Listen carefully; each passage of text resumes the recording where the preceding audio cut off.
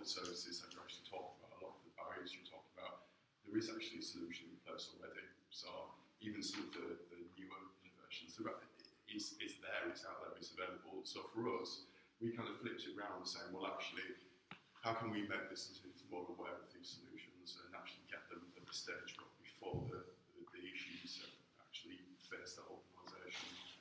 So yeah, I mean, every conversation we're having, we're going, well, it would be great if this would happen, and perhaps we're going, we do that.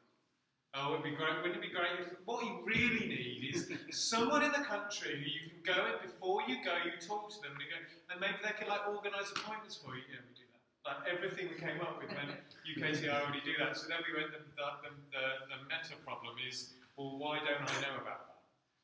I've been in business for 15 years. Why don't I know about what UKTI does? So then we were thinking about what might solve that problem to get people engaged, connected with the right UKTI service at the time that they need it, which I think is indeed. And yeah, the objective was basically how we can get first-time exporters to connect with the right UKTI service at the time they actually need it.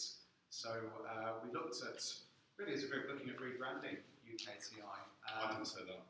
And refreshing people's... Well, our ideas, Patrick, had nothing to do with any of this. Basically refreshing people's understanding of what UKTI can actually do for their business. So we looked at things to promote UKTI, so some of that included above-the-line advertising, but there was also some initiatives we looked at that could actually make a real difference to businesses. A good example is looking at outreach programs, maybe focusing on the younger generation, the new generation of business leaders that are coming through. How do we make them aware of this new exciting brand that can help them to sell more products abroad? Looking at our positioning in terms of maybe offices or help points at airports where you're just about to go on a business trip. Maybe if you can pop in and see an advisor there. Other organisations have representatives, car hire companies, banks, even a local authority or service would have an information point. So why not UKTI before you go on that important trip to do business? Or we were wondering whether when you're coming home and you're feeling sad because your business trip was really crappy, like maybe UKTI could be in the arrivals lounge and go, let's make it better next time, and catch you at that point. Also looking at working more effectively with partners. So one of the things we came up with, for instance, was an initiative where we could have some sort of speed connection services where we could go abroad, meet with prospective clients on a sort of an initial get-to-know-you basis. It works in the UK for certain vertical industries. I've actually experienced that locally myself as a software provider. So why not use that model in various hotspots in the world? And also just basic stuff like, for instance, you know, how many people go to a coffee shop to go on the internet and use the Wi-Fi?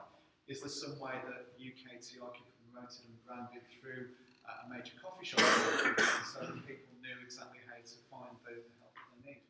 Why does we only choose reputable coffee shops? Of course. Oh, of course. And I think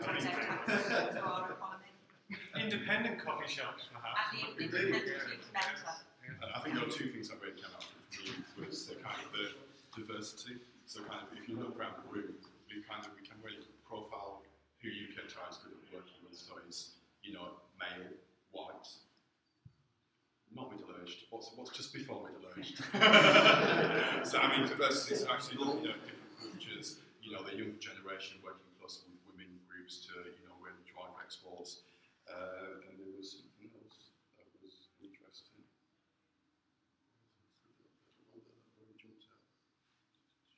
There's obviously an app.